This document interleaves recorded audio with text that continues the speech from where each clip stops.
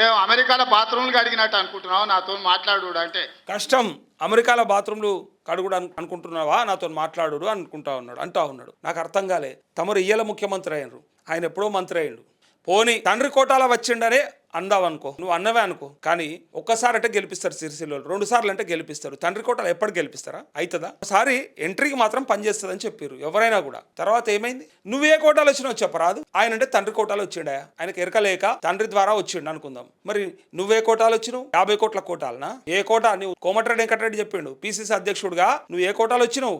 ఎట్లొచ్చినావు? రాహుల్ గాంధీకి ఎంత ముడుపులు అప్పచెప్తే నీకు ఆ పదవి వచ్చింది? అంతకంటే ముందు మరి ఓటుకు నోటు లెక్క అందులో దొరికిన దొంగ లెక్క అనుకున్నావు. నీతో మాట్లాడంటే గదా, దొంగతోనే మాట్లాడతావురా అని చెప్తున్నావు. ఆహా, అదా కథ అని అనుకుంటా ఉన్నారు. ఇగో ఓటుకు నోటుకు ఇచ్చి అడ్డంగా దొరికి దారుణాతి దారుణంగా తూ అని అనుకునే రకంగా కనిపించి ఇవాళ నీతులు చెప్తా ఉన్నాడు.